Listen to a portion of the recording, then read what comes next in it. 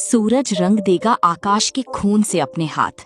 ईशा अपनी माँ को सलामत देख झूम उठी और दौड़कर लग गई गले से।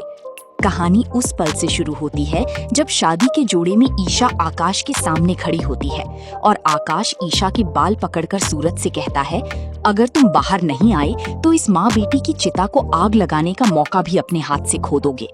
एक तरफ ईशा आकाश के पास दर्द से तड़प रही होती है और दूसरी तरफ ईशा की माँ को गुंडे पकड़कर बैठे होते हैं। सूरज बंटी और आरव को कहता है, ईशा जी ने पूरी उम्र सिर्फ दुख और बलिदान ही झेले हैं, पर अब उनका ये सूरज उन्हें और तकलीफ सहने नहीं देगा। सूरज आरव और बंटी को आगे का प्लान समझाकर खुद बाहर आ जाता है। आकाश सूरज से कहता है, अब मैं तुम्हारा वो हाल करूंगा जिसके बाद तुम दोबारा जन्म लेने से पहले 100 बार नहीं 1000 बार सोचोगे। सूरज को आकाश की बातों से कोई फर्क नहीं पड़ता। सूरज और ईशा एक दूसरे की आंखों में देख रहे होते हैं। इस सच के बाहर आने के बाद ईशा और सूरज का एक दूसरे के लिए प्यार पहले से करोड़ गुना ज्यादा बढ़ चुका है। आकाश सूरज के सामने एक शर्त रखता है। वो कहता है, अगर तुम चाहती हो कि ईशा और उसकी माँ और तकलीफ ना झेलें तो चुपचाप मेरे हाथों मार खाओ। आकाश बेबस और मजबूर सूरज पर हाथ उठाता है और उसे जख्मी बना देता है।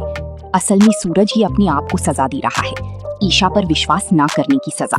इतने वक्त तक ईशा जी को इस दरिंदे के पास छोड़ देने की सजा, वरना सूरज के सामने आकाश किस खेत की मूली है। सूरज अपनी हिम्मत हारकर अपने घुटनों पर बैठ जाता है। इतने में तेज हवा चलने लगती है। तेज हवा के कारण कावेरी जी के चेहरे से पल्लू हट जाता है और उनका चेहरा देख ईशा और सूरज के पैरों तले जमीन खिसक जाती है और यहीं से आकाश की उल्टी गिनती शुरू हो जाती है। आगे जाने से पहले अगर आप भी मानते हैं कि ईशा और सूरज की जोड़ी इस दुनिया में सबसे बेस्ट है तो इनके नाम का एक प्यारा सा कमेंट जरूर कीजिए। घूंघट के पीछे छुपी औरत असल में कावेरी होती ही नहीं है, यानी कि आकाश नकली कावेरी को लाकर ईशा और सूरज को बेवकूफ बना रहा था।